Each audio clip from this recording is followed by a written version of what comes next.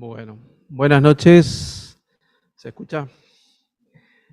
Bueno, una vez más estamos acá reunidos con los cursos organizados por los comités de educación médica de la Sociedad de Psiquiatría y la Sociedad de Psiquiatría Biológica. Y bueno, estamos muy contentos en presentar esta actividad que es de la Unidad de Salud Mental del Hospital de la Mujer.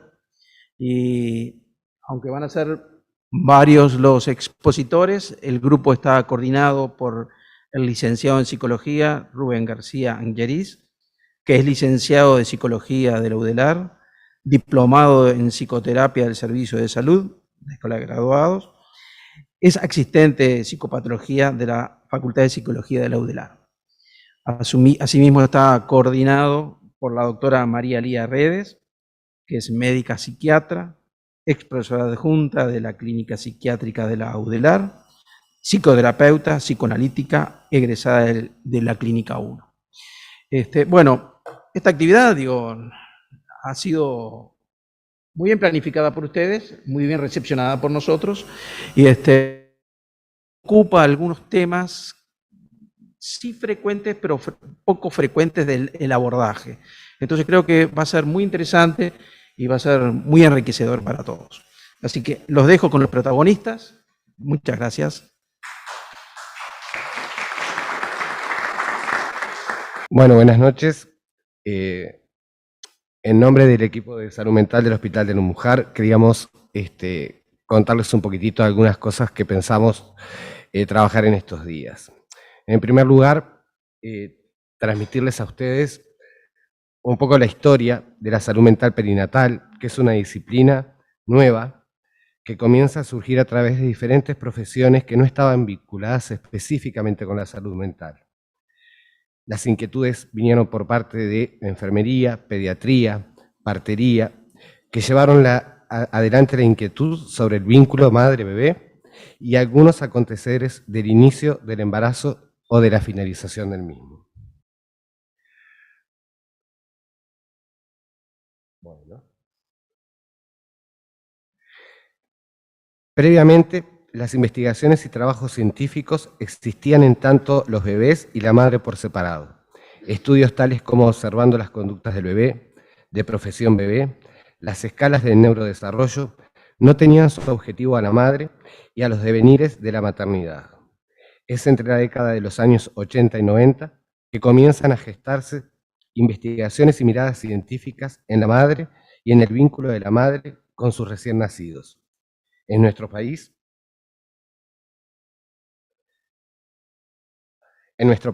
algunos de los precursores fueron el doctor Díaz Rosselló, pediatra y neonatólogo, la psicóloga Denise de Fey y la psicóloga Mercedes Freire de Garbarino, entre otros.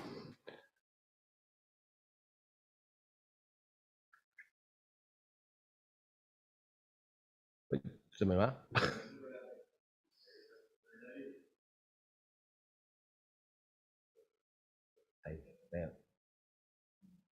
Ahí está. En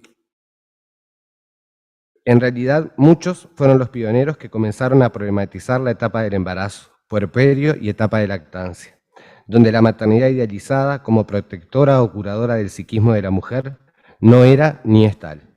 Diferentes estudios a nivel mundial han dado cuenta de que existe un 20% de mujeres que durante el embarazo transitan una enfermedad mental, siendo las principales los trastornos depresivos y los trastornos por ansiedad. Esto tira abajo lo que es la idealización de la maternidad. La maternidad es una construcción cultural que corresponde a circunstancias históricos, sociales y económicas.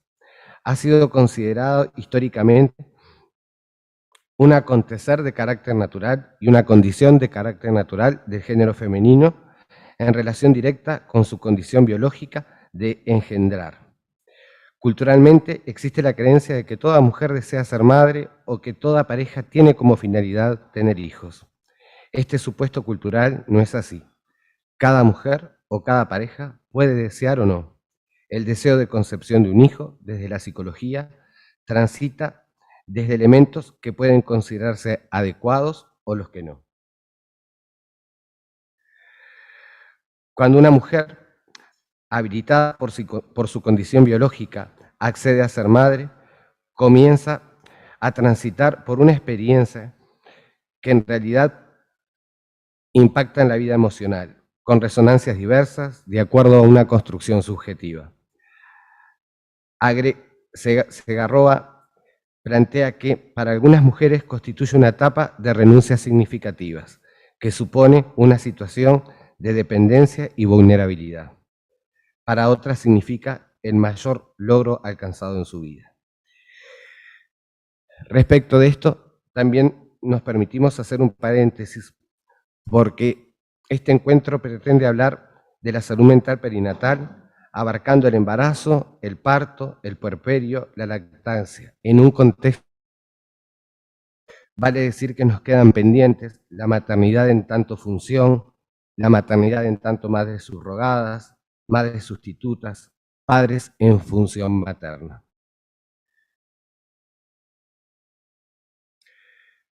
Es así que en realidad la Sociedad Marce Española de Salud Mental Perinatal, junto con organizaciones de 12 países, iniciaron una campaña para que se declare el Día Mundial de la Salud Mental Materna.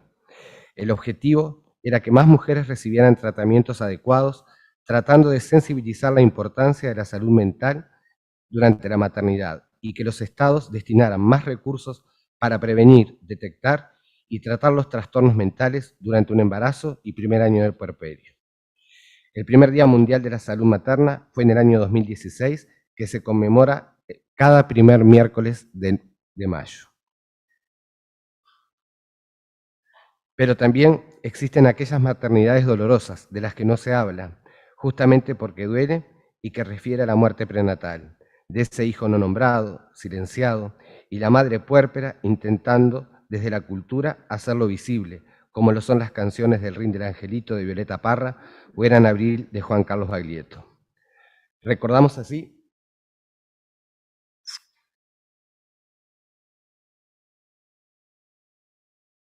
octubre se conmemora el Día Mundial de la Concienciación de la Muerte Gestacional, Prenatal y Neonatal, un antecedente que viene de Chile luego de la Ley Dominga del 21 de septiembre del 2021.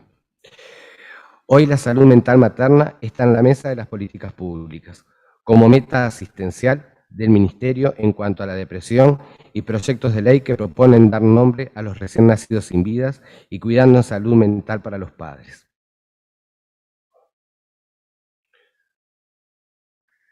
Esta historia no es ajena a este equipo de salud mental del Hospital de la Mujer, Centro Hospitalario Pereira Rosell.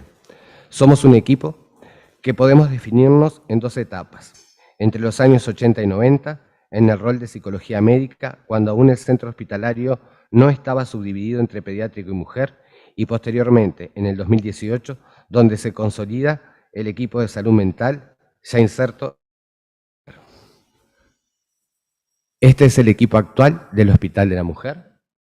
Todos los compañeros que estamos acá presentes, doctor Miravalles, doctor Nogueira de Melo, la licenciada Soledad Pisano, doctora Aria Redes, licenciada Lidema Morales, doctor Pablo Elizondo, la doctora Andrea Oppenheim, licenciado Gervasini, licenciado Sebastián Lema y el administrativo Alejandro Moglia, y quien les está hablando ahora.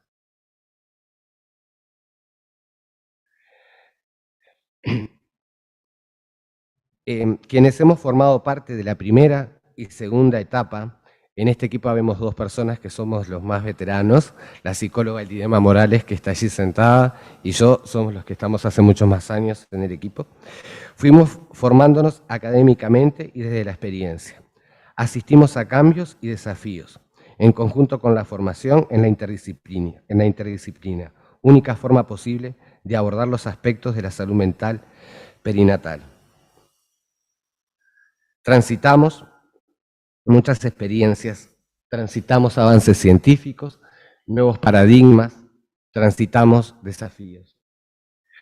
Damos el ejemplo, como siempre, de las ecografías en blanco y negro, aquellas que nos decían entre un punto y otro una cruz había un bebé, que nos decían que ahí había un bebé. Hoy sabemos si es niña o varón, o sabemos cuál es la salud fetal de ese niño antes de nacer.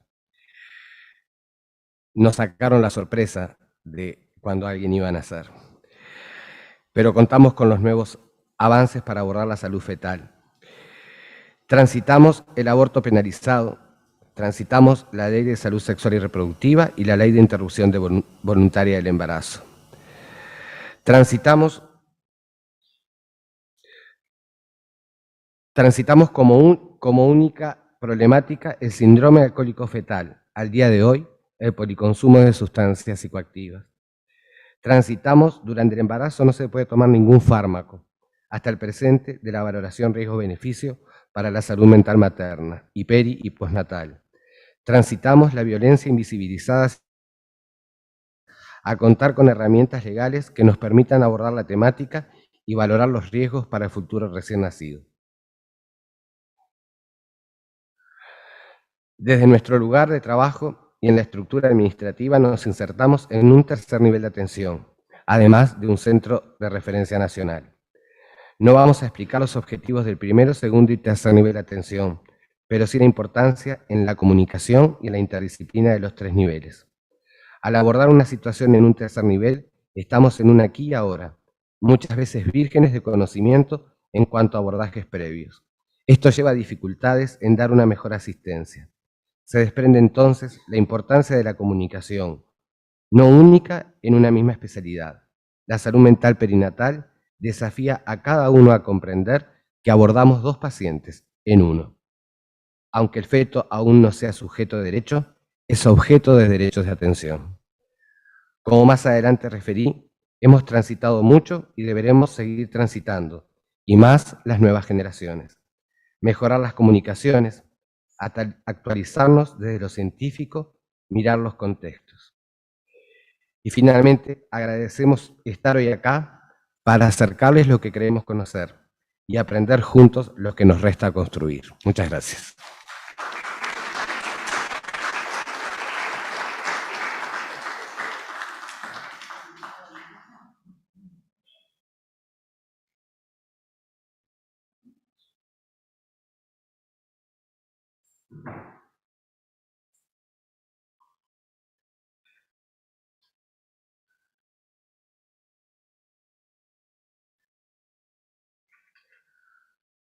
Bueno, parece que sigo yo.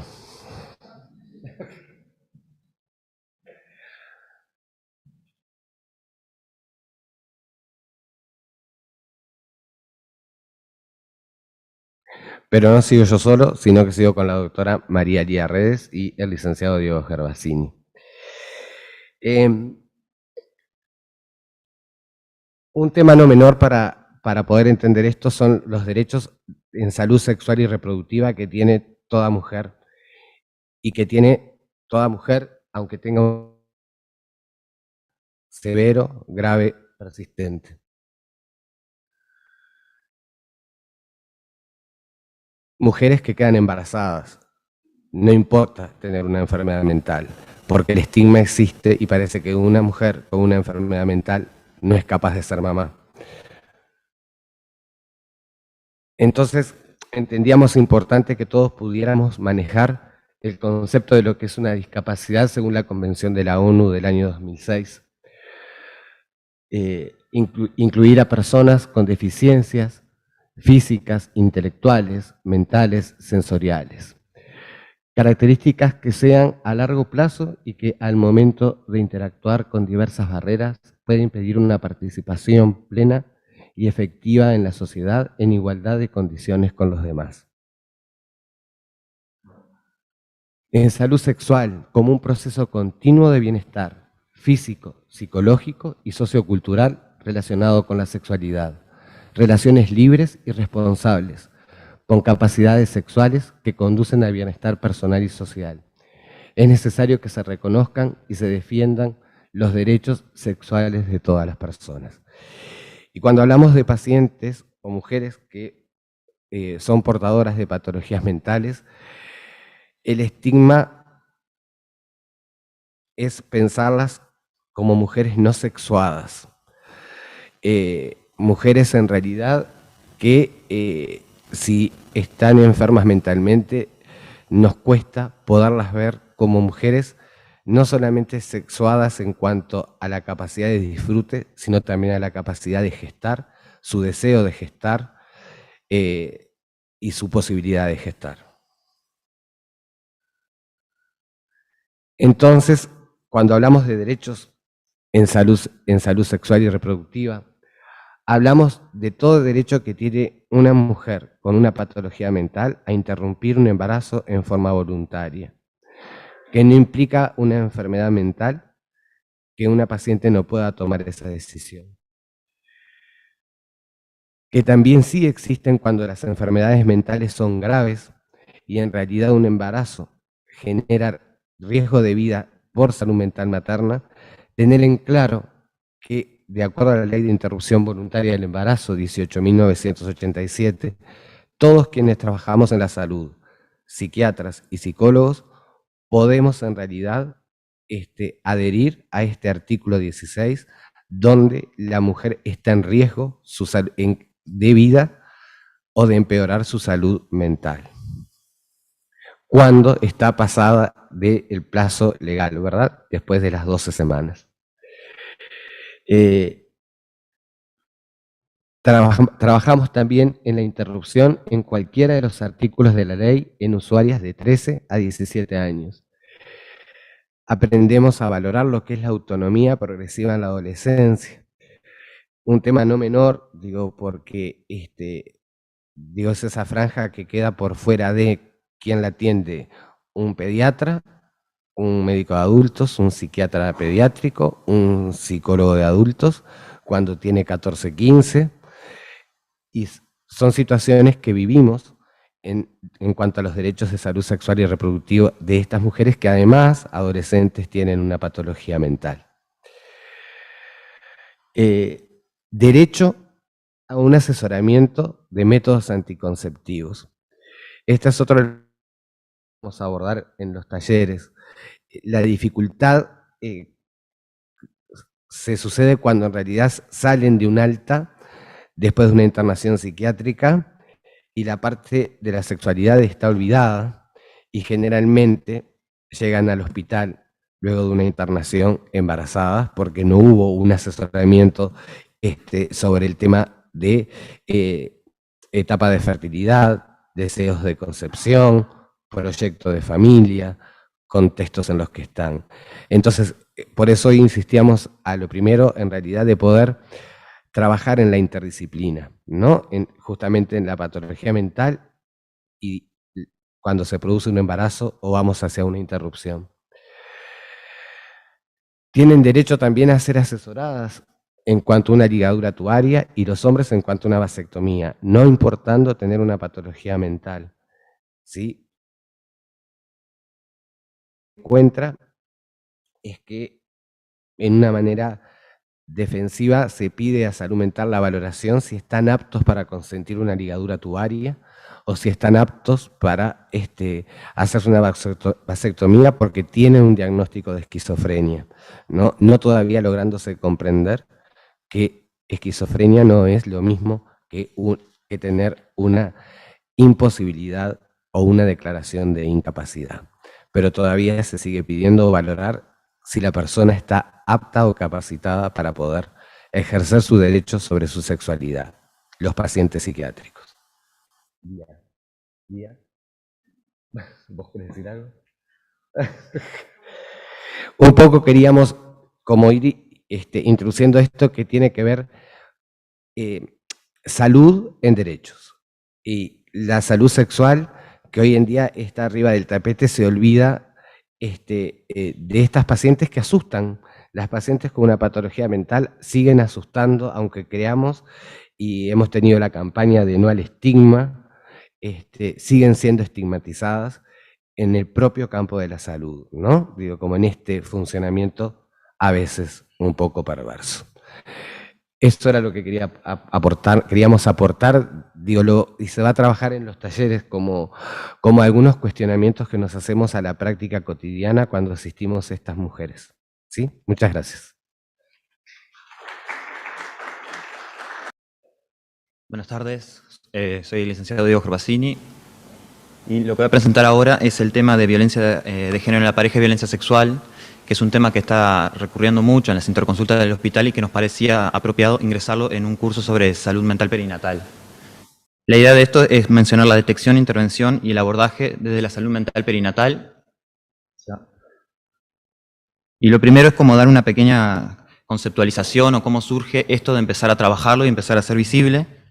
Hay más o menos un pequeño contexto mundial, es los inicios de la conceptualización del trauma según la psiquiatra Judith Herman, que trabaja como desde los inicios con Sigmund Freud y Pierre Janet en los estudios de etiología de la histeria, donde empiezan a escuchar a las pacientes, empiezan a encontrar un montón de relatos sobre abusos y empiezan a comprender lo que es el trauma, aunque después por parte de Freud como que se retracta en parte su teoría y la teoría que creó Pierre Janet termina siendo invisibilizada. Posteriormente empiezan los traumas de combate y los inicios del TEP, principalmente después de la Primera Guerra Mundial, empieza con el Shell Shock, empieza después en 1982 a trabajarse en el DSM, lo que es el trauma de combate o la neurosis de guerra, y posteriormente son los inicios que en 1980 empieza a hablarse de lo que es el TEP por primera vez. Y a partir de los años, a partir de los años 70 del movimiento de mujeres y del feminismo, empieza a hablarse de las situaciones privadas, de las violencias dentro de las casas, dentro de los hogares, y empieza a hacerse visible otra forma de violencia que tenía las mismas secuelas o la misma sintomatología que el TEP, que era la violencia de género en la pareja y la violencia sexual. En 1979, Walker empieza a hablar del síndrome de la mujer golpeada, donde empieza a encontrar este paralelismo, y después es en 1979 donde también empieza la Convención Internacional sobre la Eliminación de todas las formas de discriminación hacia la mujer, o conocida como la CIDAW, ratificada por la Ley 15.614. Posteriormente siguieron también la Declaración sobre la Eliminación de la Violencia contra la Mujer, y en 1994 la Convención de Belém do Pará, o la Convención Interamericana para Prevenir, Sancionar y Erradicar la Violencia contra la Mujer, ratificada en nuestro país por la Ley 16.735. Posteriormente,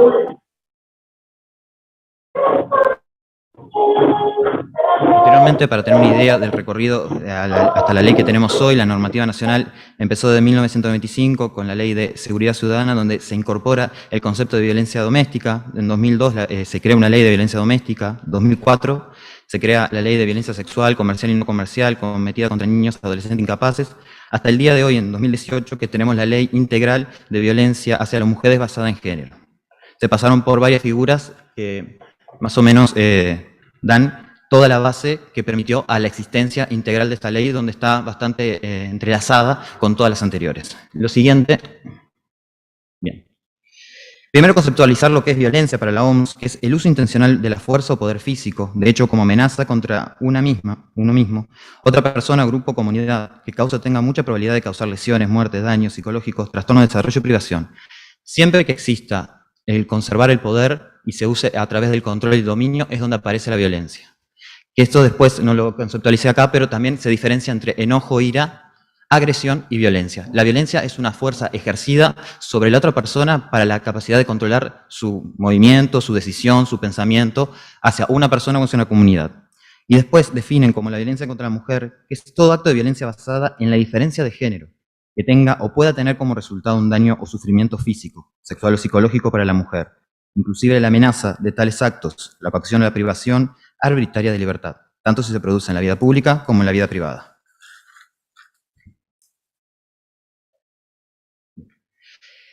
El artículo 4 de la Ley Integral y todo lo que sería el artículo 4 de la Ley Integral, para mi lectura sería como un manual que explica cada una y define cada una de las distintas formas de violencia que hay, lo más explícita, quiero decir, lo más rica posible para entender y poder visualizarla también en la clínica. El artículo 4 define la violencia basada en género en una forma de discriminación que afecta directa o indirectamente la vida, libertad, dignidad, integridad física, psicológica, sexual, económico, patrimonial, así como la seguridad personal de la mujer. Toda conducta, acción o omisión en el ámbito público o privado que sustentada en una relación desigual de poder en base al género, tenga como objeto resultado menoscabar o anular el reconocimiento, gozo o ejercicio de los derechos humanos y las libertades fundamentales de las mujeres. Y quedan comprendidas las conductas también perpetradas por el Estado y sus agentes como instituciones privadas o particulares. Que nosotros también ahora vamos a hablar y mencionar un poco lo que es la violencia obstétrica, en la cual también podemos ser factores agresores y que generamos esas violencias en distintos espacios. Ahí lo que hago mención son de las 19 distintas formas de violencia que existen dentro de la ley, desde física, psicoemocional, sexual, por orientación, identidad de género, expresión de género, económica, patrimonial, simbólica, y que le invito a cada uno y a cada una a leerlas porque cada una le va a dar una amplia gama de cómo detectar o más o menos empezar a reconocer estas formas de violencia. Y lo que hace a que sea esta ley integral es que menciona también en los distintos espacios cuáles son los programas, las acciones, los dispositivos necesarios para tratar de erradicar esta forma de violencia. Acá se mencionan las distintas formas porque hay distintas causas, quiénes son las distintas víctimas, los tipos de relaciones que existen en los distintos ámbitos y las áreas de afectación.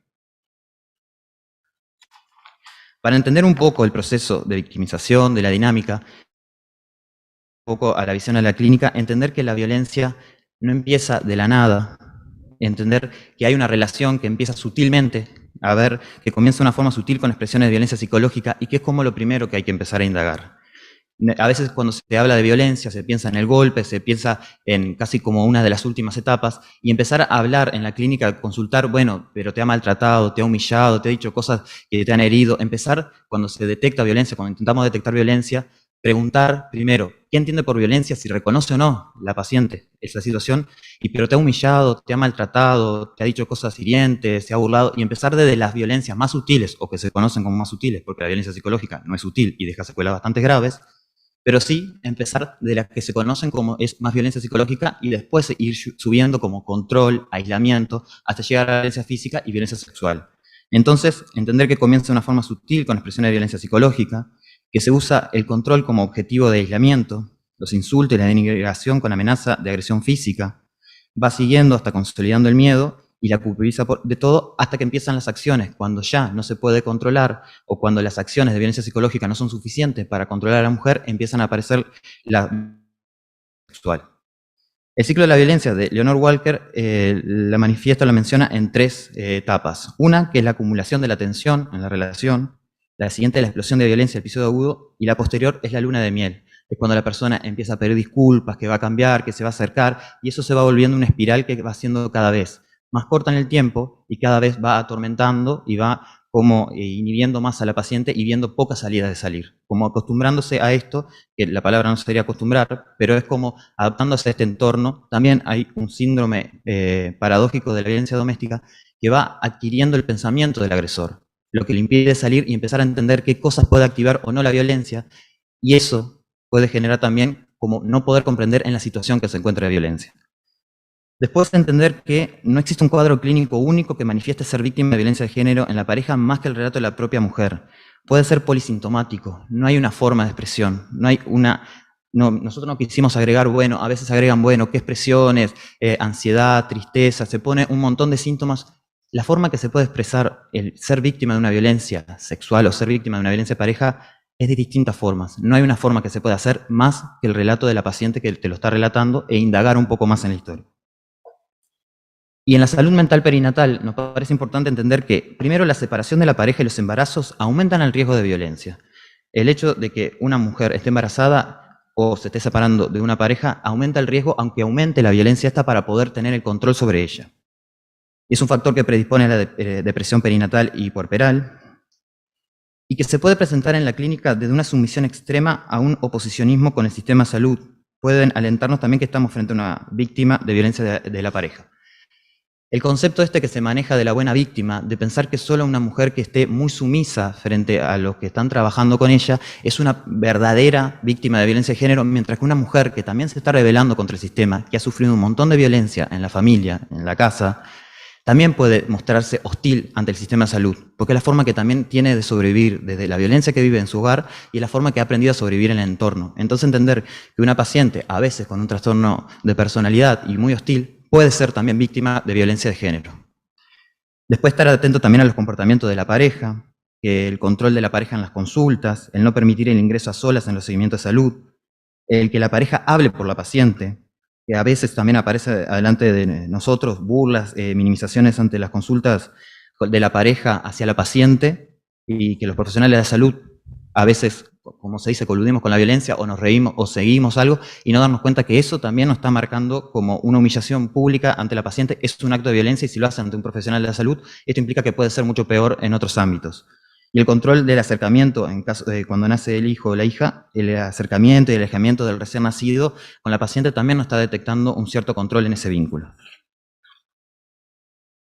Ahora pasamos a violencia sexual, que la OMS la define como todo acto sexual, la tentativa de consumar un acto sexual, los comentarios o insinuaciones sexuales no deseados o las acciones para comercializar o utilizar de cualquier otro modo la sexualidad de una persona mediante coacción por otra persona, independientemente de la relación de ésta tenga con la víctima en cualquier ámbito, incluido el hogar y el lugar de trabajo. Sea de distintas formas, por la intimidación y manipulación psicológica, uso de amenazas y distintas formas de coercibilidad de la persona que no puede otorgar un consentimiento válido, sea por su etapa de desarrollo, situación de vulnerabilidad, otros cuidados, maestro, profesor, familiar, personas con discapacidad o encontrarse bajo efecto de drogas. Esto es una investigación que se hizo sobre violencia sexual en Latinoamérica y el Caribe y donde menciona toda esa clase de violencias que no las voy a mencionar ahora, pero que también faltan algunas porque ahí no hay violencias virtuales como el grooming, como otras violencias que se han dado como el sexting no, pero sí grooming y el ciberacoso, el acoso sexual cibernético, que no están ingresadas, pero que también se empiezan a visualizar cada vez más. Para entender también quisimos mencionar cuál es la dinámica de la agresión sexual, principalmente las agresiones sexuales a niños, niñas y adolescentes, y cómo eso también se ve en la adultez. Entender la diferencia entre comportamiento sexual abusivo y no abusivo, existen tres diferencias. Entre la víctima y el agresor hay una diferencia de poder, de conocimiento y de necesidades satisfechas. Que un adolescente de 13 años tenga una pareja de 30, de 40, no está hablando de una situación de agresión sexual. No está hablando, hasta hay una ley que nos dice que hay una situación de explotación sexual. Entender también que un adolescente de 14 años con una mujer de 40 también es una situación, ahí hay una diferencia de conocimiento sobre la sexualidad, hay una diferencia de poder.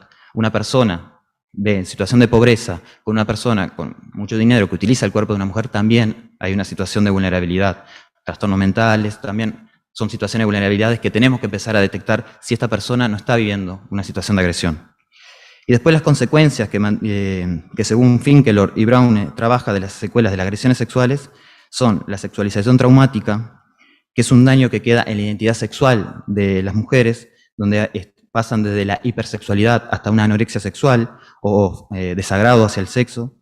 La estigmatización, que es el síndrome que trabaja Sgroy como el síndrome de la mercancía dañada, que se siente rota, se siente inferior y que por lo tanto conduce a llevarla a conductas de autoeliminación, a consumo abusivo de drogas, a conductas de autolesiones, de daño. La traición, que es una de las secuelas principales que tiene las agresiones sexuales infantiles, es la traición ante las personas que me tenían que cuidar y fueron las que me agredieron, y empieza una ruptura en la confianza. Y es esto lo que marca más la rabia que tienen las personas con trastorno límite de personalidad. Intentan evitar el contacto con otras personas, la manipulación, la reedición de lo traumático poniéndose en relaciones con otras parejas que reviven toda esta situación traumática y violenta. Y por último, el desvalimiento, que es la percepción de vulnerabilidad y de victimismo que tiene la persona, llevándole también a otros momentos, tener control e imponerse ante los demás como una forma de identificación con el agresor. Esto se ve en disociación, en trastorno de ansiedad, en fobia, en trastorno del sueño, el trastorno de la conducta alimentaria. Por eso no podemos hablar de personas víctimas de violencia sexual o personas víctimas de violencia de género.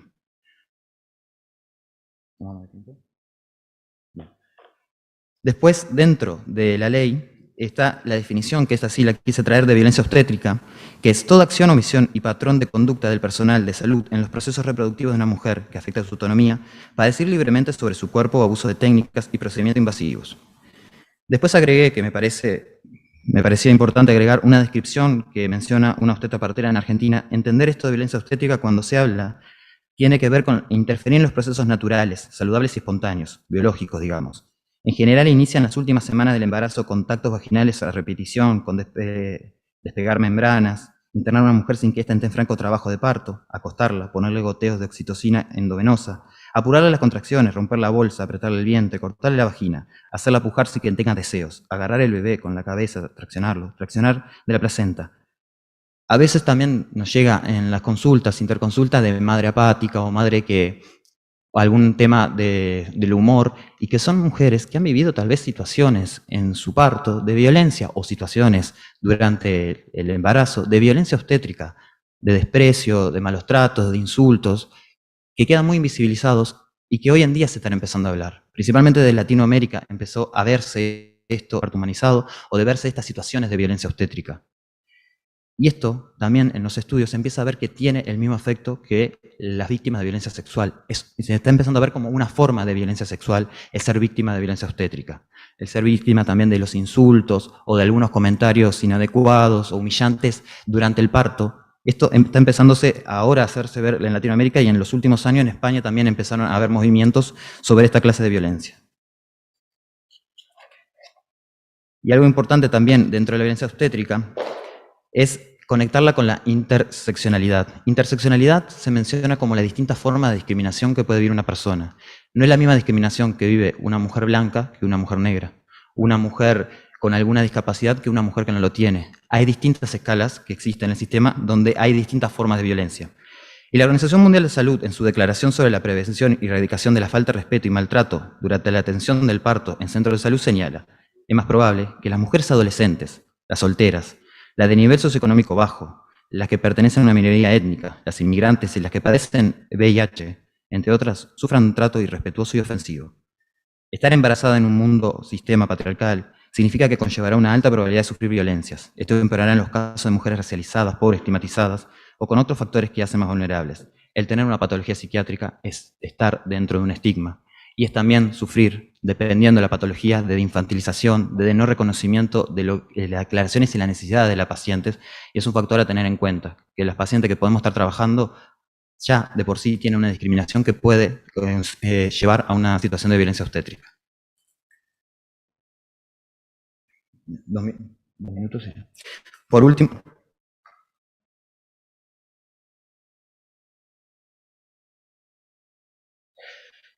ya más o menos redondeando, más o menos están los protocolos que lo pueden bajar del Ministerio de Salud Pública, del protocolo de atención en violencia sexual y violencia de género, y algo que menciona que es la atención en primera línea, son las 5 tareas que corresponden a las necesidades emocionales y en la atención en violencia en la pareja y violencia sexual.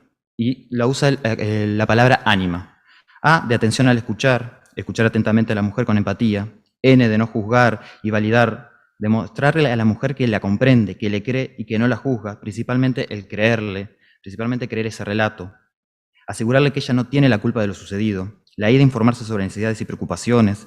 Evaluar y responder las distintas y diversas necesidades y preocupaciones que tenga, tanto emocionales, físicas, sociales y prácticas. El M, de mejorar la seguridad, analizar con ella un plan de que la mujer pueda protegerse a sí misma a partir de ese momento en caso de que vuelva, en caso de que ella no quiera hacer una denuncia y va a volver con el agresor. Bueno, mencionarle dispositivos, reconocer los distintos espacios, el 0841-41, protocolos, dispositivos del MIDES, los distintos lugares donde ella pueda recurrir en caso de que suceda algo y siempre estar abierto a que pueda volver al lugar donde ella, si mencionó por primera vez y estuvo la confianza con nosotros, nosotras, de poder mencionar la situación de violencia, poder sostener también y ser como esa piedra que va a estar, aunque pase por distintos dispositivos, saber que hay alguien que la va a escuchar. Y el A, de apoyar a la mujer para que reciba información, los servicios y respaldo social que necesite. Faltan 2 diapositivas, ya termino.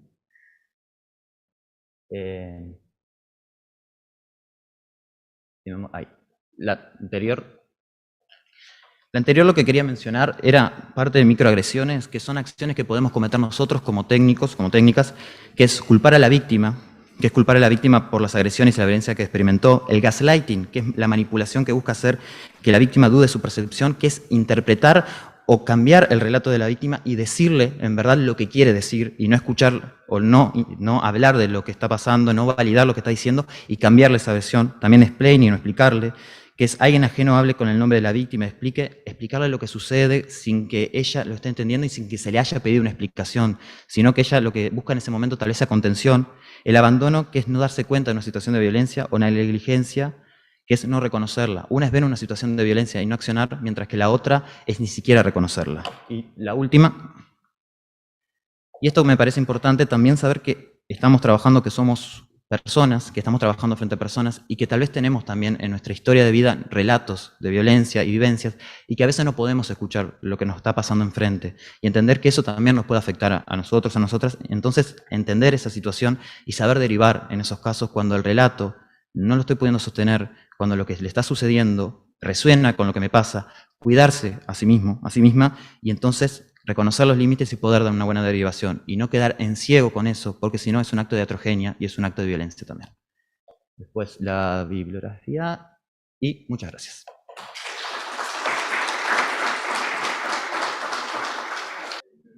Bueno, ahora los compañeros van a presentar algo que para nosotros es importante como equipo de salud mental, que tiene que ver con psicofármacos, embarazo y lactancia.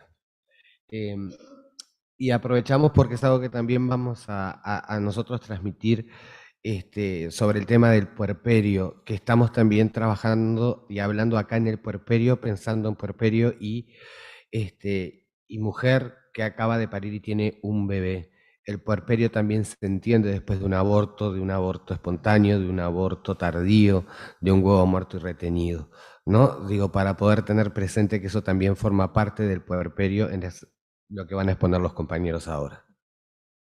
Bien, antes de empezar, bueno, nos vamos a presentar, aunque ya nos presentaron, para los que no nos conocen, que son pocos, el doctor Elizondo, Pablo, y yo soy el doctor Miravalles, somos psiquiatras clínicos y formamos parte del equipo. ¿Ah? Antes de empezar, bueno, como que este tema es un tema muy amplio, que da para cursos de meses, o sea, digamos, entonces yo quería proponerles, o queríamos proponerles, mejor dicho, digamos, tratar de ver la presentación para que podamos intercambiar algo o que pueda tener alguna utilidad, más allá de lo que ustedes puedan leer, de enfocarlo a través de algunos ejes. Porque acá no no se van a ir con una recomendación de qué fármaco dar en qué momento, exactamente, ni las soluciones mágicas. O sea, entonces, me parece que es importante tomar algunas premisas. Si podemos ver en la presentación a través de esas premisas, seguramente va a ser más útil para ustedes y para nosotros en el intercambio. La primera premisa es la clásica premisa de riesgo-beneficio, ¿no?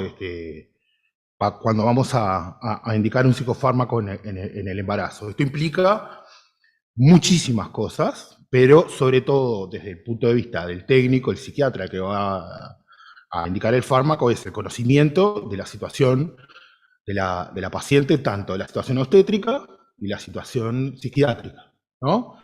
En ese riesgo-beneficio. Y también el conocimiento del fármaco y las acciones que puede tener, benéficas y no deseadas, ¿no? Entonces el riesgo-beneficio implica esas cosas. O sea, como segundos aspectos, tendríamos que tomar para la elección del fármaco, me parece que es más útil que saber qué fármaco, porque es imposible en este tiempo que tenemos hablar de qué fármaco usar en qué momento, sino en realidad, ¿qué tenemos que tener en cuenta? El riesgo-beneficio por un lado, por otro lado, los aspectos que hacen que el fármaco llegue a su lugar de acción, su diana, sea en la paciente o el neonato, o el feto, o el embrión.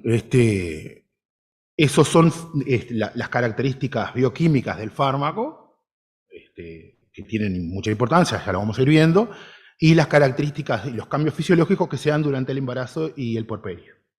Entonces, tomando en cuenta eso, ustedes pueden eventualmente elegir qué fármaco dar en qué momento, ¿no? De hecho, a propósito, no están referenciadas las diapositivas que hablan de un argumento u otro, para que esto no sea una lucha de argumentos a favor o en contra, pues la evidencia es muy contradictoria. Entonces, si bien vamos a hablar de algunas cosas puntuales a tomar en cuenta, lo importante es esto que les estoy diciendo ahora.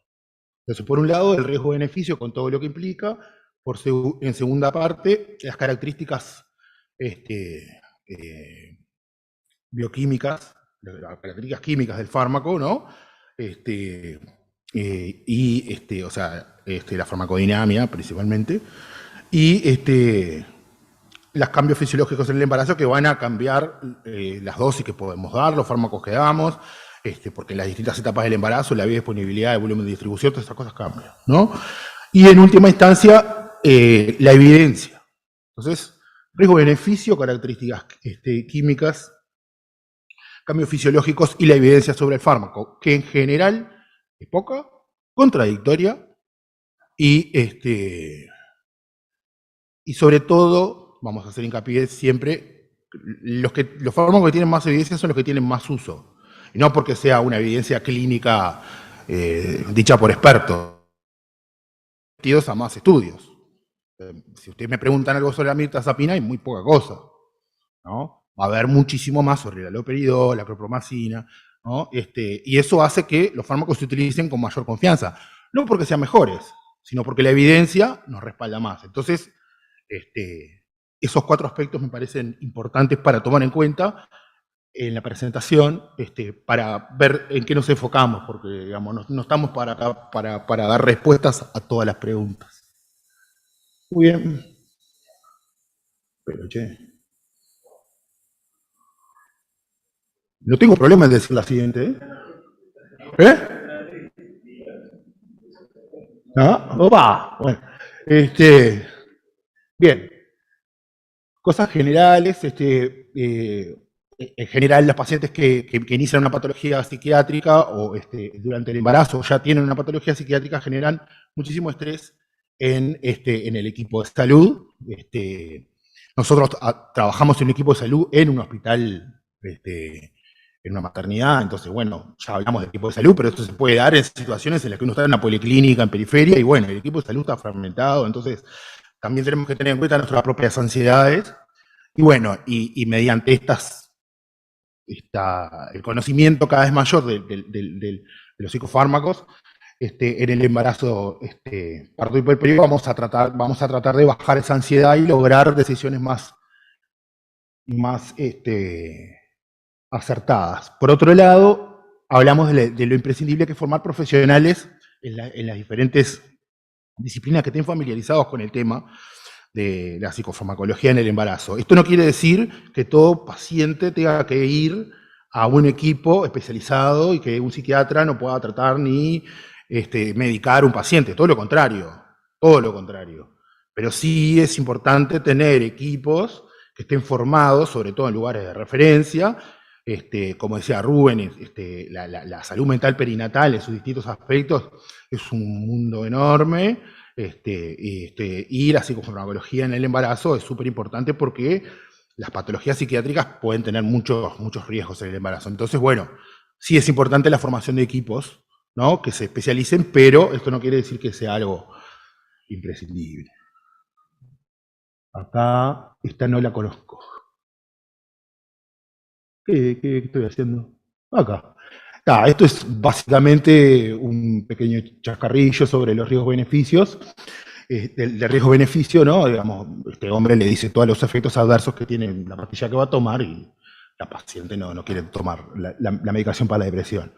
En realidad, dice, el abordaje farmacológico en dichas situaciones tiene como premisa el cuidado de riesgo-beneficio y se debe insistir en las explicaciones evitando influenciar a la paciente. Eso tiene una doble lectura en realidad, porque evitando influenciar a la paciente es falso. O sea, siempre influenciamos a la paciente. Entonces se entiende lo que se quiere decir, o sea, evitando torcer la cancha para un lugar que uno desee. En realidad, justamente porque siempre influenciamos a la paciente, el hecho de tomar decisiones en conjunto y con mucha información, es lo que nos hace ser más neutrales y lograr que los pacientes, bajo nuestra influencia inevitable, nos ayuden a tomar las decisiones.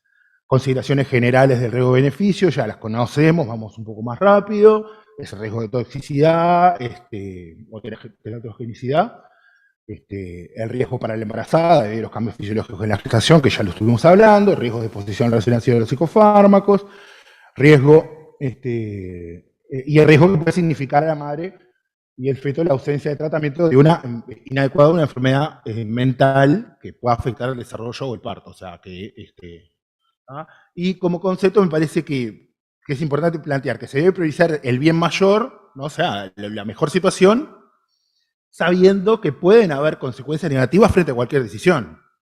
Eso implica el riesgo-beneficio. O sea, parece una cosa de que, bueno, ¿cómo decidís riesgo-beneficio? No, muchas cosas hay que tomar en cuenta, no es tan fácil el tema del riesgo-beneficio. Todo lo repetimos, pero el momento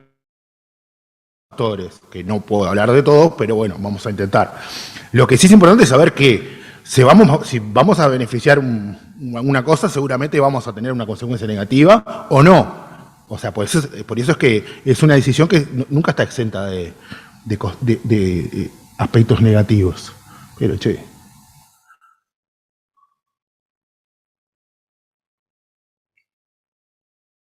Está. Me aparece esta negra acá que no es la idea. ¿Me pones la que viene esa? ¿La que viene? ¿Esta es la que seguía?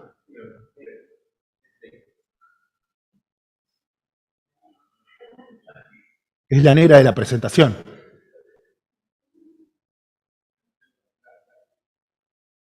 Bueno, estos son los cambios fisiológicos, no sé si... los cambios fisiológicos del embarazo, generales, digamos, tampoco es de perogrullo, o sea, esto es a tomar en cuenta, después lo vamos a ver más en el puerperio, digamos, y también en el embarazo, pero digamos, el embarazo aumenta el volumen de distribución, o sea, digamos, mucho en una paciente, o sea, hay pacientes que, digamos, solo por el embarazo engordan muy poquito lo que pesa el niño y poco más, hay pacientes que engordan 10 kilos más, o sea, el volumen de distribución es súper importante, la unión de proteínas del fármaco, es lo que les digo, o sea, en cada fármaco van a tener que ir viendo qué características químicas tiene, lo que les decía al principio, las 4 cosas, ¿no? Los cambios en la absorción gastrointestinal debido al enlentecimiento del vaciado gástrico y la motilidad intestinal en la paciente. Todo ese tipo de cosas influyen, ¿no? Sí, un poco bien. Yendo para el otro lado. Cosas más generales, bueno, la indicación del tratamiento deberá ser consensuada entre, en la medida de lo posible, en la paciente, la familia y el equipo tratante. Eso no es menor, ya creo que entienden lo que implica de los tratamientos, tanto del técnico, pero el asumir un tratamiento es principalmente por parte del paciente y la familia en hablar, pero el paciente es el que toma la medicación, el que tiene las consecuencias, es el que tiene que hacerse cargo del tratamiento. Esto es parte del modelo actual en el que nos manejamos en medicina. Las etapas de gestación en las que generalmente hay alteraciones por los fármacos son el primer trimestre, donde es la morfogénesis, y en el periparto, ¿no? Me olvidé decir que la presentación está dividida en dos partes. La primera parte, el periparto y la gestación, y después la lactancia, porque las consideraciones son distintas. O sea, una cosa es el... Ahora vamos a ver. Y bueno, para recordar la clasificación que utilizaba la Food and Drug Administration, digamos que se utilizó bastante, que ya no se utiliza más, pero la recordamos, digamos, porque muchísimos fármacos se clasificaban en estos grupos. Esta clasificación no se utiliza más, pero recordamos que puede llegar a ser útil con los fármacos que en esa época estaban dentro de la clasificación. Y esos son los puntos que creo que ya todos los conocen, ¿no? Hasta el grupo C venimos bastante bien, por decir de alguna manera, ¿no? Eso igual fue variando y ahora no se utiliza más, o sea, más de acuerdo con nuestra presentación, o sea, por fármacos, y considerando otros aspectos, más que en una clasificación donde metemos en una bolsa todo y no es lo ideal. Bueno, en cuanto a las benzodiazepinas durante el embarazo, bueno, hay algunas cosas que sí voy a mencionar porque son más sonadas y son más habituales en la bibliografía. Digamos, no es la idea generalizar la presentación en eso. Por ejemplo, bueno, la asociación con labio leporino y en menor medida como malformaciones cardíacas y atresia anal. Sobre todo el labio leporino, ¿no? Es lo que hubo en un momento mayor evidencia, ¿no? Entonces, en general, en la evidencia de los últimos 15 años, esto está en la bibliografía, tomándose en cuenta metaanálisis y textos, o sea, es muy bajo. Estuvieron mucho tiempo siempre en el grupo D de la FDA, con evidencia de malformaciones en humanos, sobre todo en el macizo facial, es relativamente seguro. ¿Ah? Pero es interesante porque las benzodiazepinas son lo que muchas veces se mantienen, ¿no? Es como uno está acostumbrado en la práctica psiquiátrica fuera del embarazo de que las benzodiazepinas son algo que uno puede manejar más fácilmente, lo cual no es ni en el embarazo ni fuera, no se entiende por qué, pero tendemos de alguna manera a dejar la benzodiazepina. Entonces nosotros tendemos a dejar la benzodiazepina y el paciente tiende a dejar la benzodiazepina, entonces la benzodiazepina siempre está. Bueno, se recomienda hacer una del macizo facial entre la semana 18 y 16, si se utilizó en el primer trimestre, y ni hablar que pueda provocar el síndrome de abstinencia en la recién nacido si se utiliza en dosis altas previa al parto. Bueno, esto no funciona bien, ¿eh? Soy yo. No, está ahí. El lorazepam, ya sabemos que es el que preferimos debido a la baja capacidad de acumulación, tiene pocos metabolitos activos, o muy pocos, y de corta vida media, y se transfiere menos por la placenta, o sea, siempre que tengas que dar uno, vamos a dar lorazepam. Y obviamente que antes del parto hay que tratar de suspender las benzodiazepinas por el síndrome de abstinencia. El diazepam es como el gran problema por el tema de su mayor efecto relajante muscular, entonces se puede dar el síndrome de flappy baby, ¿no? de hipotónico, y otras dificultades como en la alimentación, la puntuación de Apgar y desregulación térmica, por ejemplo. Y bueno, en dosis más altas puede dar depresión respiratoria y asfixia, y la toxicidad, como sabemos, se puede revertir con flumazenilo. Acá me quedó afuera el título.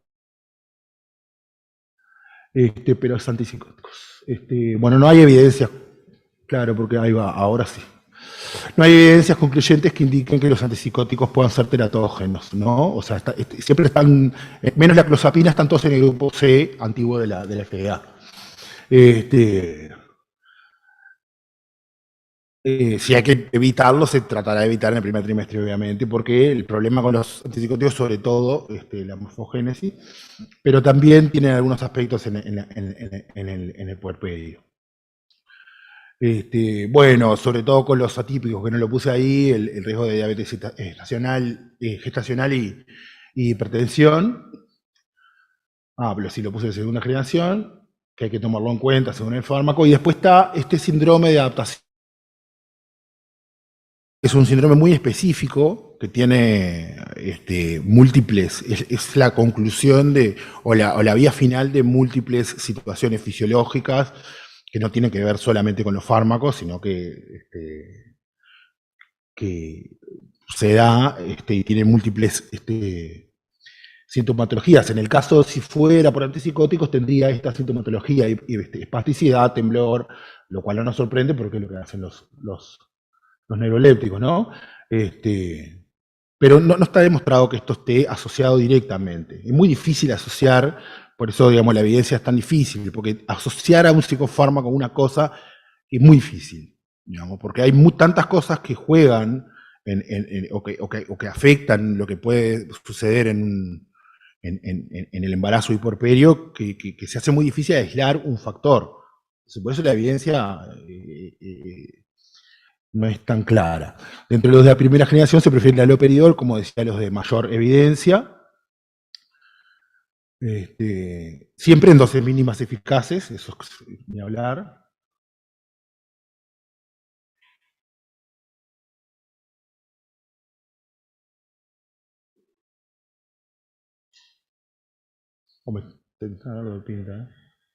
Atrás, ¿da? La clorpromacina, o sea, si utilizamos los de baja potencia, plantean, digamos, el monitoreo del flujo sanguíneo placentario.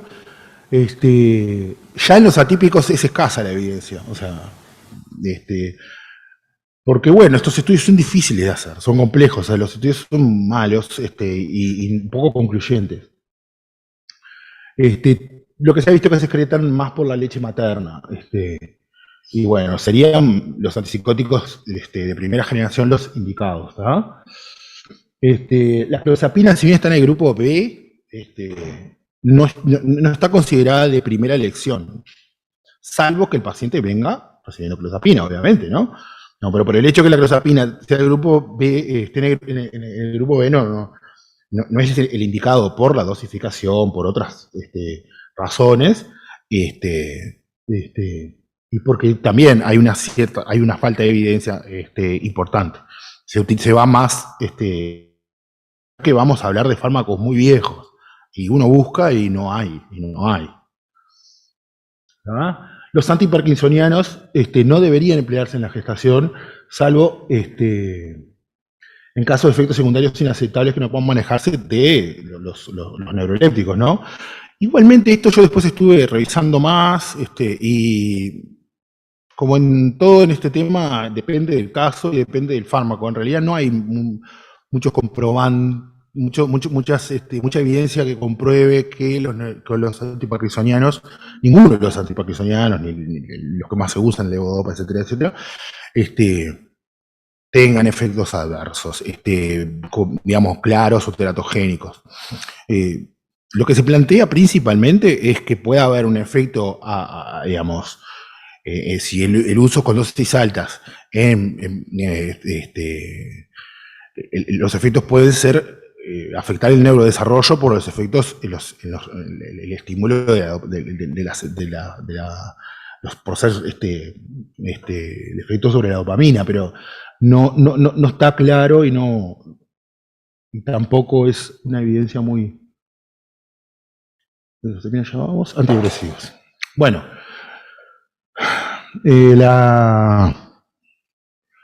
los IMAO, bueno, no estarían indicados salvo situaciones de extrema, digamos, se han visto crisis hipertensivas, alteraciones vasculares, hipoperfusión placentaria. Se trata de no utilizar simpáticos miméticos. Lo mismo con los tricíclicos, en caso de... Porque ahí va, pueden aparecer abstinencia de los efectos anticolinérgicos, y hay que retirar gradualmente antes del parto. Pero en realidad, como conclusión de la evidencia, el grupo utilizado es el de los ICRS. Que les planteaba, ¿no? O sea, la evidencia mayor es con ICRS. De IMAO no hay mucho, porque bueno, es como todo, ¿no? O sea, la evidencia depende de los estudios que se hayan hecho, y bueno, hay que ver que hay fármacos sobre los que no se han hecho mucho. En cuanto a la serotonina con los ISRS, la serotonina es el primer neurotransmisor detectado en el cerebro fetal y tiene un rol fundamental en el desarrollo. No hay evidencia si bien pasa eso, no hay evidencia contundente de que estos fármacos generen alteraciones del proceso por la exposición a estos fármacos. Y se ha descrito un riesgo mayor de hipertensión pulmonar persistente en el neonato, ¿tá? Por la exposición de ISRS en la semana 20 de gestación. Esto lo puse porque, bueno, a tomar en cuenta, digamos, hay cosas a tomar en cuenta, pero en realidad, porque aparecen con mayor frecuencia y en mayores estudios, ¿no? Hay un tipo, Chambers, que hizo varios estudios sobre esto, y bueno, parece que confirmó este riesgo, pero es muy difícil por eso mismo, porque es lo que pasa con muchas cosas. La hipertensión pulmonar persistente neonatal es en sí misma el final común en la falla del desarrollo de un sistema pulmonar deficitario. O sea, entonces es difícil identificar la asociación clara con el fármaco, es difícil. ¿Ah? Bueno, tomé como referencia dos metaanálisis, 2012 y 2013, que parecen viejos, pero si ven la evidencia, es lo que hay, que en general se concluye que los grupos, los antidepresivos como grupo en general de todos los que hemos hablado, no tienen mayores riesgos durante el embarazo. O sea que, más allá de lo que yo pueda mencionar puntualmente, o sea, no se ha encontrado demasiadas evidencias contundentes. Pasando a los estabilizadores del humor, Vamos a hablar particularmente del litio, que estaba en la categoría D de la FDA y tiene un potencial teratógeno, atraviesa la barrera hematoplacentaria. Bueno, eso lo hacen todos los fármacos en diferentes medidas, pero lo hace generando este efecto y se asocia se asocia a las malformaciones cardíacas, en particular a la anomalía de Einstein, ¿no? Que es una anomalía de la válvula tricúspide. Y por eso debe indicarse este fármaco en el primer trimestre. Debería realizarse una evaluación ecocardiográfica de control, y la semana de mayor riesgo van de la 4 a la 12. Si bien los datos son contradictorios, el pletidato litio es de preferencia frente a otros como la carbamazepina y el valproato, que ahora vamos a ver por qué. Se debe ajustar según niveles plasmáticos, como siempre, y en la semana 18 se debería realizar un nuevo control ecográfico. Esto es importante, se debería reducir la dosis un 50% previo al parto para evitar la intoxicación, debido al descenso brusco del volumen de distribución que pasa con el momento del parto. O sea, puede generarse una intoxicación por el litio, digamos. Entonces, previo al parto deberíamos tomar la precaución, si está tomando el litio, bajar la dosis. Bueno, esto es una imagen de la espina bífida que generan con gran frecuencia la carbamazepina y el valproato. De hecho, el valproato es la primera causa de espina bífida, no farmacológica, en general, o sea, la primera causa de espina bífida, digamos. O sea, evitar en el embarazo el valproato es fundamental. Si se continúa el tratamiento con estos anticomerciales, hay que hacer un análisis con alfa-fetoproteína amniótica, ¿no? La alfa-fetoproteína, los niveles de alfa-fetoproteína se toman como un marcador inespecífico de malformaciones, de riesgo de malformaciones, a pesar de que ser un marcador tumoral y otras cosas, ¿no? Y bueno, la lamotrigina es una buena opción, que tiene poca evidencia, pero ha mostrado un buen perfil de seguridad. El tema de la carbamazepina, de la lamotrigina, es la dosificación. Tendría que ser un paciente que ya la tiene. Pasamos a la lactancia y aceleramos un poquito. ¿Sí? Me pasa que tengo estas cosas ahí. Bueno, rapidito esto, digamos, el conocimiento es menor que los fármacos en el embarazo. O sea, digamos, si en el embarazo es contradictorio y poca la evidencia, a ver, no es poca, es poco concluyente porque los estudios son difíciles. Acá es menor, y en la actualidad lo que tenemos son muchas pacientes en edad reproductiva tomando psicofármacos, que eso no se daba en otras épocas. Entonces eso nos genera un enfrentamiento mayor a estas decisiones. El riesgo-beneficio nuevamente, y lo del equipo multidisciplinario lo mismo. No es el único abordaje, obviamente, de los psicofármacos, hay que intentar utilizar otras herramientas. Todos los fármacos pasan la leche materna en diferentes medidas, ahora vamos a ver cómo. Y este es un concepto importante. La exposición del lactante a los psicofármacos es inferior a la exposición fetal, por lo que si los fármacos se administran a la madre durante el embarazo, llegan a dosis plenas, no causarían efectos al recién nacido por recibirlos a dosis subterapéuticas durante la lactancia. ¿Se entiende? O sea, si ya lo recibió durante todo, no habría una razón para suspender el fármaco, porque ya lo recibió durante el embarazo, ya no va a generar problemas. Es una cosa general, todos son generalidades.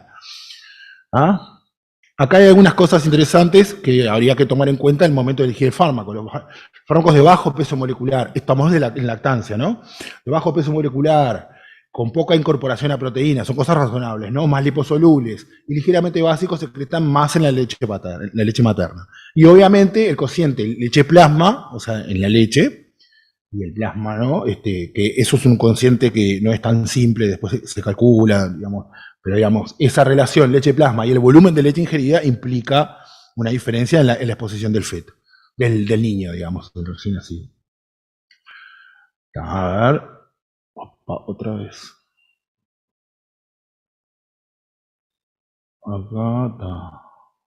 Bien. Antidepresivos en general son aceptables. En la lactancia, para destacar esta diapositiva, digamos, que los ISRS en general todos, porque todos tendemos a usar sertralina, digamos, de una forma mágica, pero los ISRS no están contraindicados en pacientes con hijos sanos, nacidos a término. Y acá algunos, los más recomendados son la sertralina y la paroxetina, dado su menor concentración en la leche, frente a la fluoxetina y el citalopram. Y después los demás tienen pocos reportes, como ven, mirtazapina, vigilar sedación, pero por el efecto.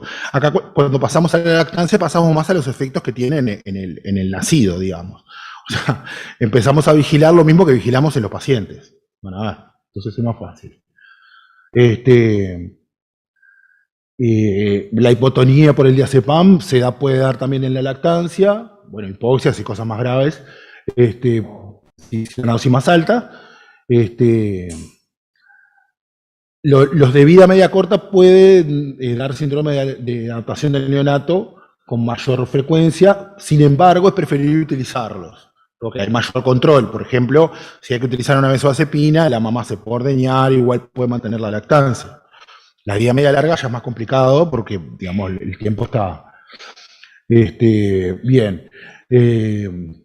Bueno, obviamente que precisión monitorizar el lactante y educar a la madre lo que le puede pasar al niño, ¿no?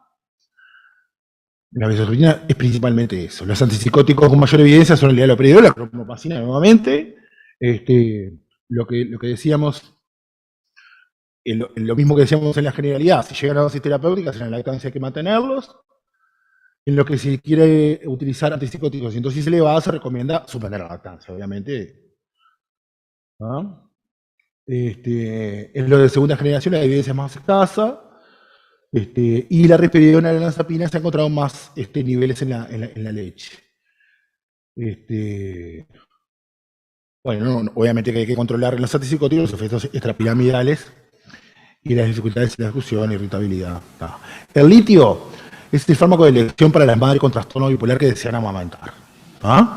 Esto es interesante. Las concentraciones plasmáticas del litio en el lactante, en la leche materna y el plasma materno siguen aproximadamente una regla que es la regla de los medios. Se estima que la leche materna contiene alrededor de la mitad de la concentración plasmática y la concentración plasmática del lactante sería la mitad de la leche materna. Sería un cuarto, de la madre sería un cuarto. O sea, baja muchísimo la concentración de litio en el neonato. De todas maneras, hay que controlarlo. Y estas situaciones, la disminución del aclaramiento renal en los neonatos, ¿no? Es uno de los riesgos, por ejemplo, en la deshidratación, que es bastante frecuente, y por ejemplo, la fiebre, que es muy generalmente elevada en los niños chicos, y genera la deshidratación y la concentración de litio aumenta. Monitorizarlo, lo monitorizamos nosotros, o sea, niveles plasmáticos de litio, la función hepática, ditiroidea y renal, a 6 semanas de posparto y cada 8 semanas,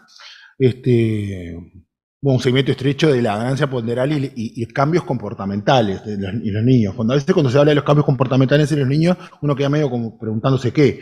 Cambios comportamentales en los que han tenido niños o están vinculados con los niños son alteraciones de lo habitual de lo que se puede comportar un niño. Utilizar las dosis mínimas eficaces o con todos. Nos plantean el tratamiento profiláctico en los pacientes con muchos episodios porvirales y trastorno bipolar severo. Bueno, en cuanto a los anticonvulsivantes, vamos redondeando, todos pasan en la leche materna, y como en adultos el tema es la hepatotoxicidad, digamos, en la lactancia.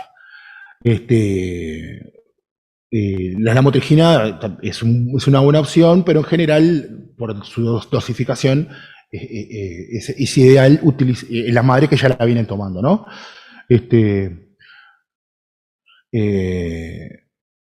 Y bueno, y estos otros fármacos que ven, la oxacarbamazepina, el topiramato y la gabapentina o el leve tiracetam, no se asocian con efectos adversos, aunque tienen niveles elevados en la leche materna.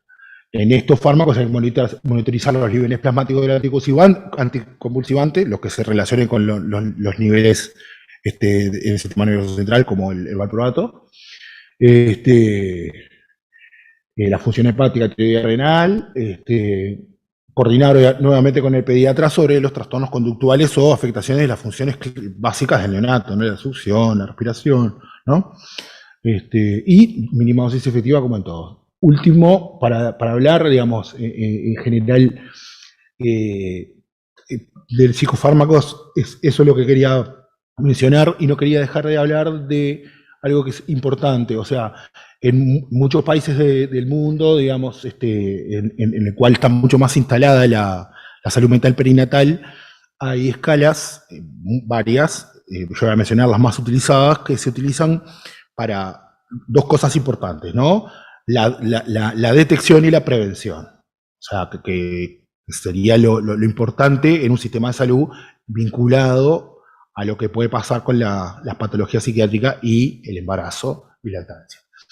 Entonces, para la detección y prevención se utilizan principalmente 3 escalas, que son escalas de cribado, no son escalas para utilizar solo en trabajos de investigación, son escalas clínicas. ¿Ah? La escala de Edimburgo, que se plantea que se va a empezar a utilizar acá, que es un test autoadministrado que se vincula principalmente en preguntas que tienen que ver con la depresión y vinculados a síntomas somáticos de la misma, ¿no? Se administra de 6 a 8 semanas y 3 a 6 meses de posparto, ¿tá? Y incluye una evaluación de la ideación suicida. Después, hay otra británica que es la NICE, que se utiliza mucho también y sobre todo detecta la predicción del trastorno mental grave y depresión, ¿tá? Ahí ya pasa a una administración prenatal y 2 postnatales que están ahí, y la CINC escocesa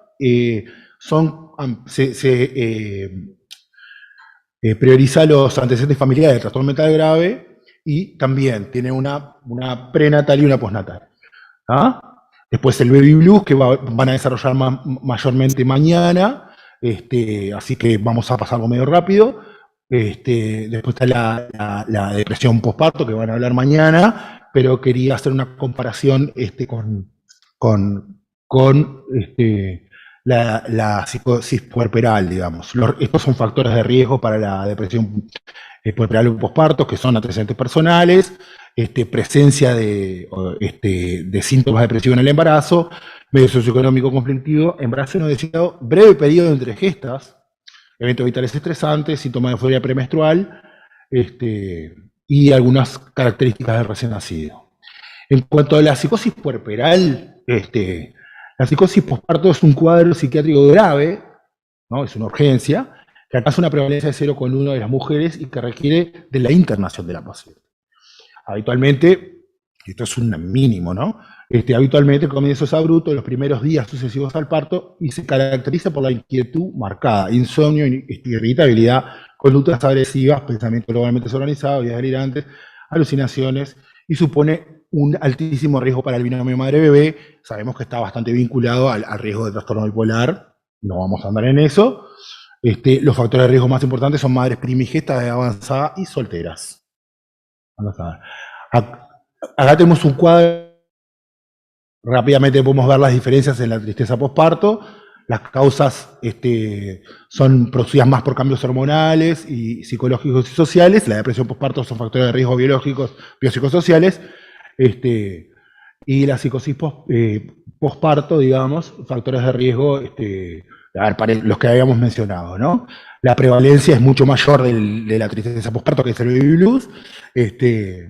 La depresión posparto difiere mucho, sobre todo en las etapas, lo que pasa que no dije la diapositiva, depende mucho de las etapas, al sexto mes del puerperio disminuye muchísimo el riesgo.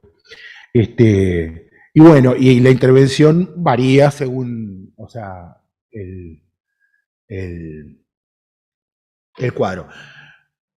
Esto es la última diapositiva. Quería mencionar algunas situaciones del puerperio nos enfrentamos nosotros cotidianamente en la maternidad, que son situaciones con pacientes, de pacientes que van a tener su parto que tienen un trastorno mental grave, que tienen una situación social muy deficitaria, que tienen un trastorno grave por dependencia de sustancias y tienen una judicialización de la tenencia de hijos previos.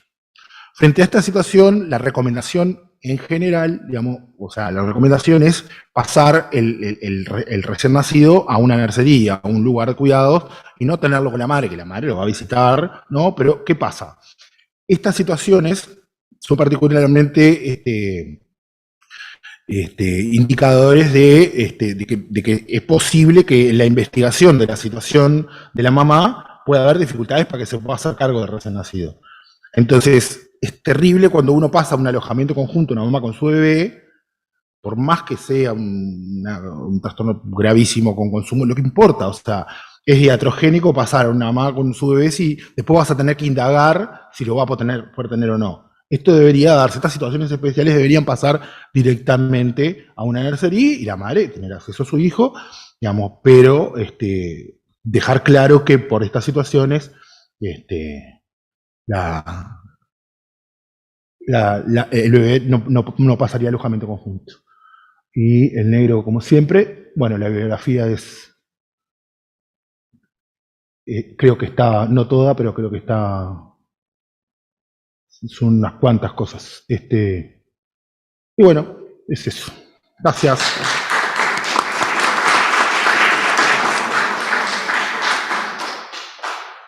Bueno, como yo soy psicólogo, me voy a animar a hablar de una cosa para terminar esto de farmacología. Es una sugerencia que le hacemos a todos. El carnet obstétrico y control de embarazo de la mujer es una vía regia de comunicación con el médico ginecólogo. Sería muy bueno que los psiquiatras, cuando atienden a una paciente embarazada que tiene un trastorno mental y que está medicada, escriban atrás, paciente en tratamiento con tal cosa. Porque ustedes no van a estar en contacto ni con el ginecólogo ni con el neonatólogo. Y cuando llegue a una puerta de emergencia y a una sala de partos, y lo primero que piden es el carnet obstétrico, van a mirar atrás y van a saber que hay una paciente en tratamiento. Y animarse en la parte de adelante del carnet obstétrico, todos son médicos y lo conocen, donde aparecen todos los antecedentes, verán que las enfermedades psiquiátricas no están presentes. En un país donde tenemos un alto índice de suicidios, poder animarse a poner, y que no se considere un estigma, ponerle o un F32 o un F60 o el F que ustedes quieran, que eso advierte al ginecólogo para solicitar una interconsulta oportuna durante un parto o puerperio. Estaba con un embarazo y tenía antecedentes personales de trastorno bipolar 1, y en la historia decía como que ella quería continuar con el embarazo, y la madre no, y lo que se planteaba es si correspondía que el equipo aconsejara una interrupción voluntaria del embarazo, y bueno, y un poco esto decidimos entre todos que no correspondía porque por el tema de los derechos de la paciente, que por más que tuviera un trastorno de salud mental, un poco lo que se habló en las exposiciones y todo, eso no implicaba que necesariamente no pudiera hacer un buen maternaje, una buena crianza de su hijo, y bueno, y habíamos planteado un poco de repente un acompañamiento para ver si ella podía mantener la decisión del embarazo de repente con un abordaje psicoterapéutico, una derivación a psiquiatra para revisar todo el tema de la medicación, y bueno, eso fue lo que de la primera pregunta. No sé si algún compañero quiere. No sé, el otro grupo.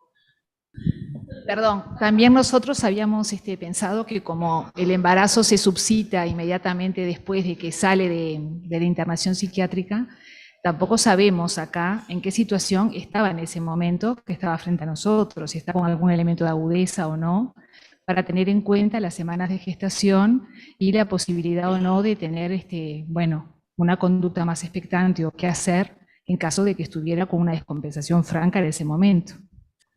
Bueno, en realidad si estuviera descompensada, tampoco podemos aplicar ¿no? el artículo 16 por la ley materna. Eso no nos habilita a hacer la interrupción voluntaria del embarazo. No sé si era eso lo que planteabas. ¿En qué te generaba la duda? Si estuviera descompensada.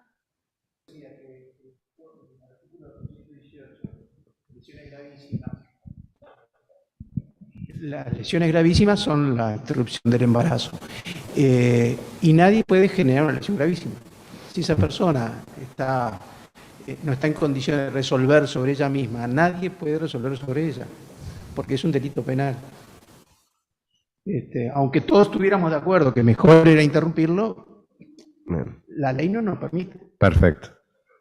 No podemos actuar. Esto es lo mismo que tenemos que tener claro, no tiene que ver, pero tiene que ver, que cuando un juez nos pide que hagamos un informe, no tenemos obligación de hacerlo. Solamente podemos hacerlo por una justa causa o porque el paciente levante el secreto profesional. En la fiscalía sí, porque en realidad estamos actuando para aportar pruebas. Un juez no.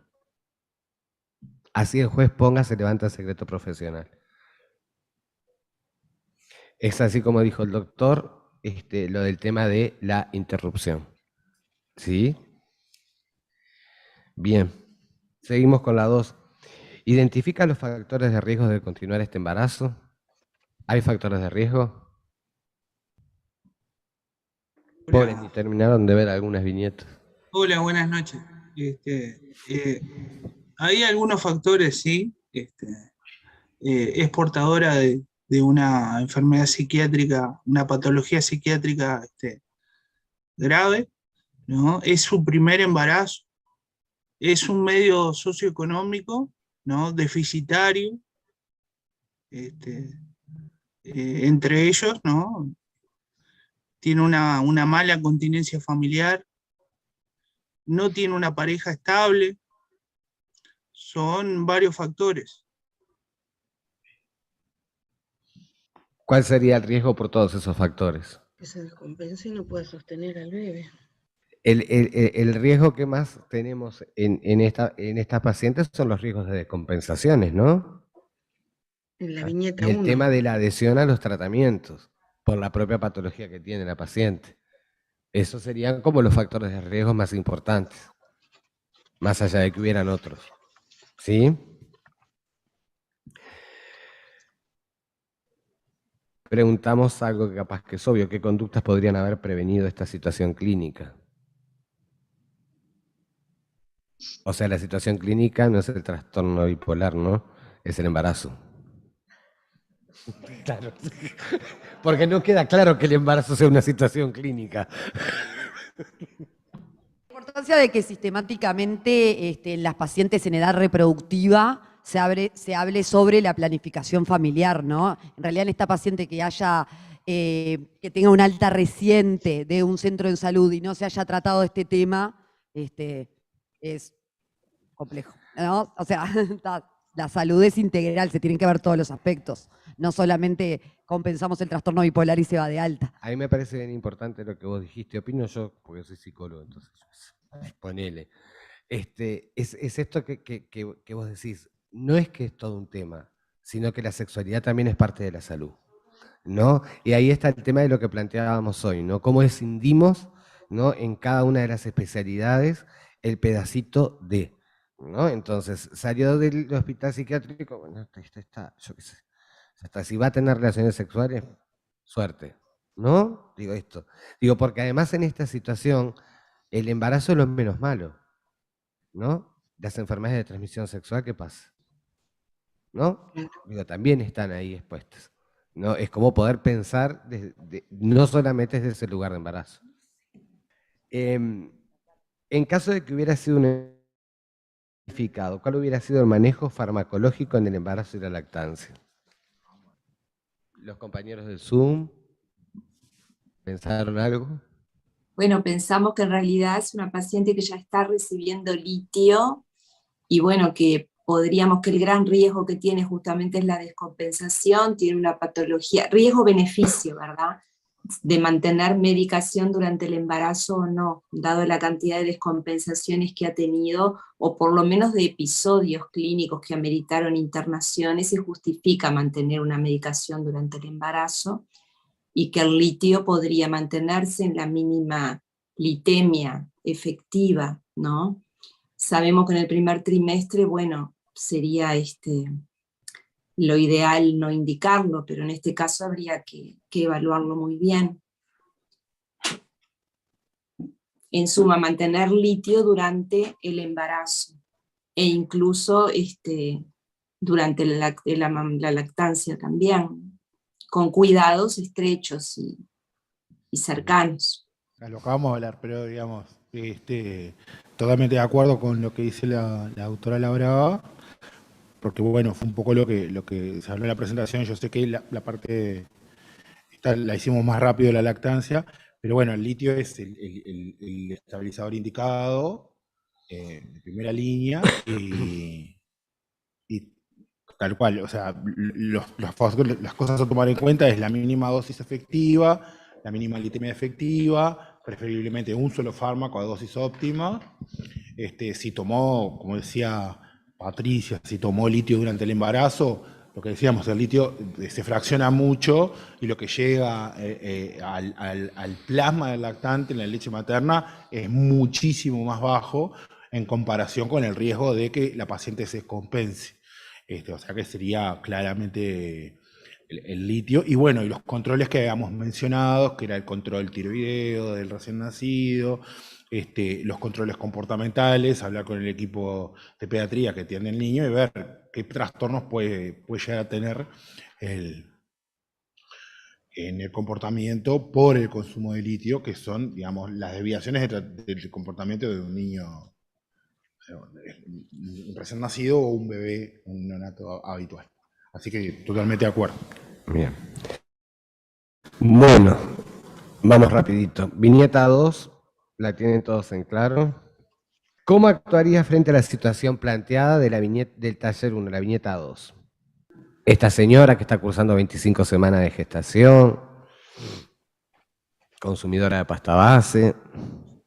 Bueno, ¿cómo actuaría frente a la situación planteada? Bueno, es una mujer de 29 años que está expresando su deseo de mantener su embarazo y de continuar y de abandonar el consumo.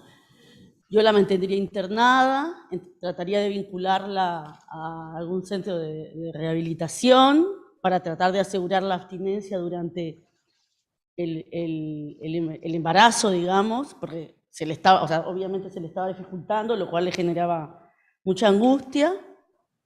Es lo que yo haría con la situación.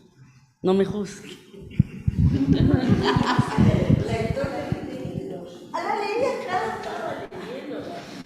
Bueno, los que la leyeron.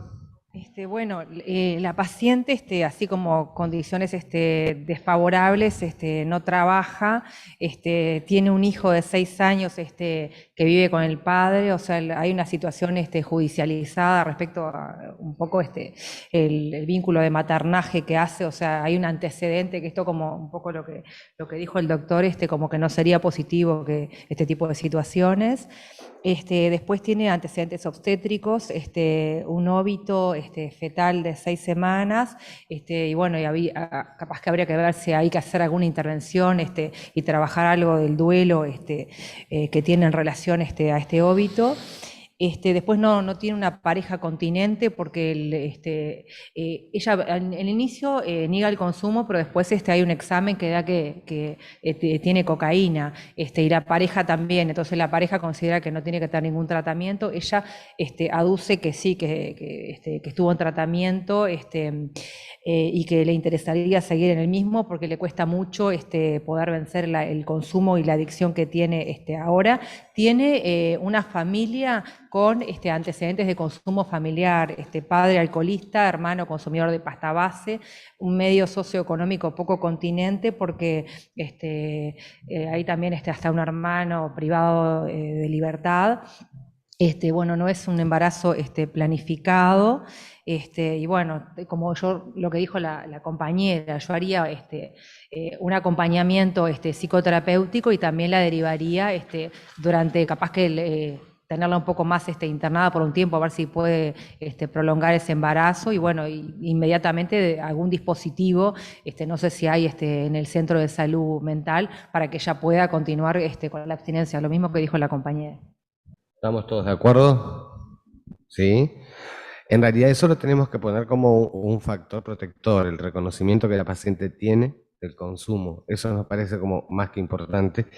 El pedir ayuda, su deseo de dejar de consumir, estar en abstinencia y la protección institucional que está teniendo, y por eso el estar internada y no como un factor muy protector.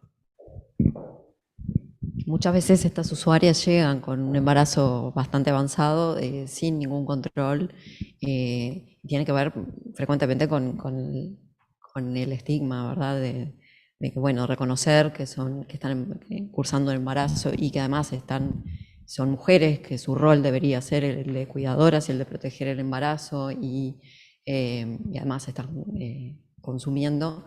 Entonces, muchas veces eso dificulta reconocer que hay un problema de salud que debe ser.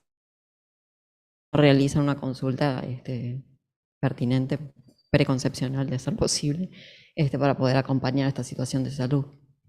Entonces, bueno, es muy frecuente que no reconozcan que hay un consumo problemático de sustancias y que surja frente al resultado positivo de un screening para drogas en orina.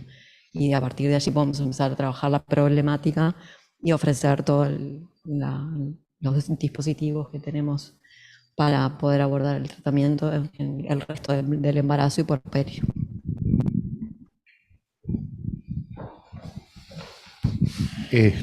No, cortito, que estas situaciones son, sobre todo estas son situaciones que se dan muy frecuentemente en la maternidad de Pereira Rosell, porque el consumo lamentablemente es muy frecuente, y situaciones como este tipo se ven,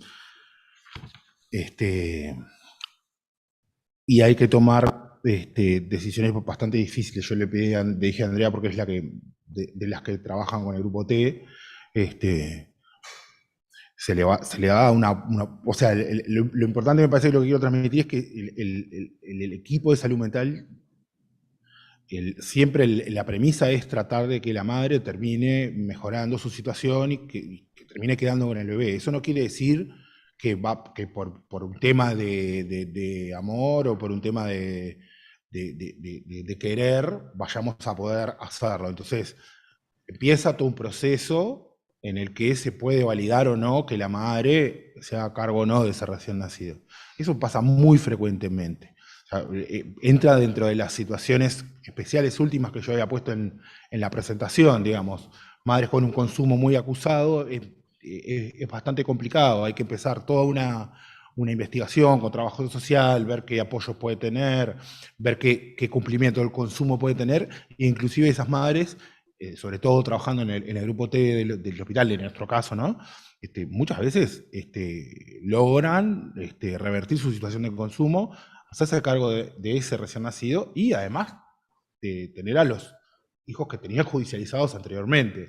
Entonces, no siempre sucede así, porque lamentablemente el consumo pasta base es bastante difícil, pero si no se apuesta, es como, bueno, rendirse antes de tiempo, y la realidad,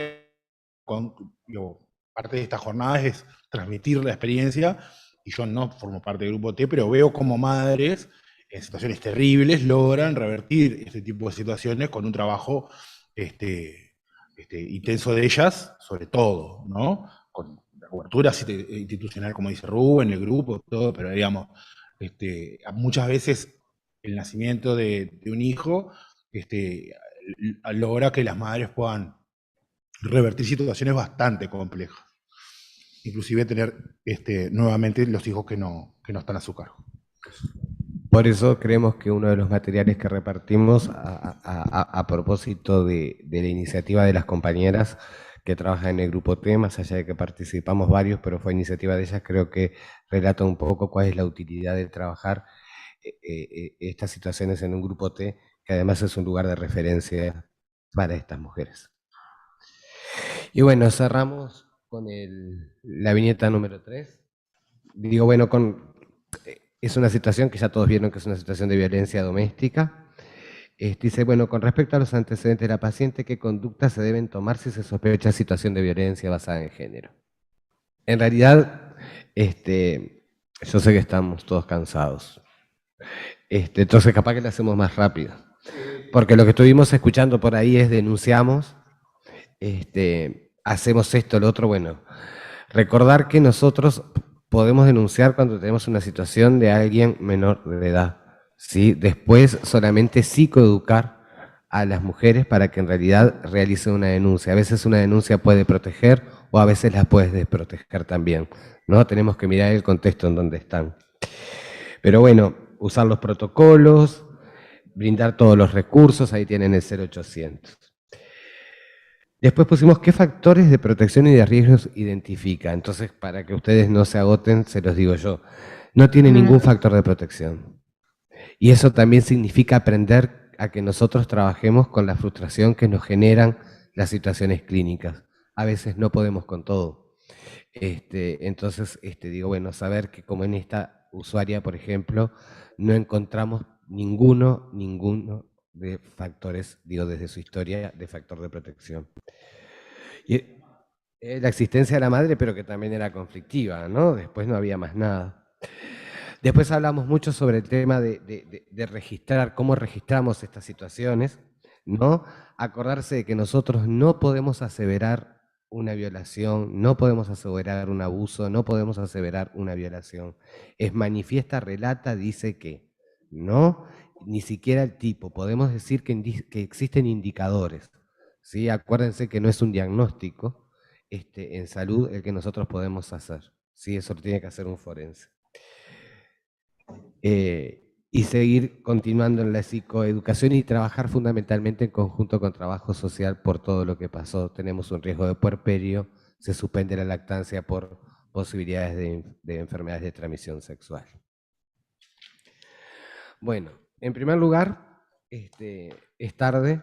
En segundo lugar, agradecer este espacio. Tercero, pedir disculpas porque no fue largo y no fue como hubiéramos querido del todo, pero para nosotros igual después de muchos años de trabajo, es una muy linda experiencia poder compartir con ustedes esto y ojalá que pueda servir de algo. Mañana arrancamos con el trabajo importante que hacen las compañeras en el tema del grupo T y retomamos y esperemos que nos salga mejor que hoy. Gracias.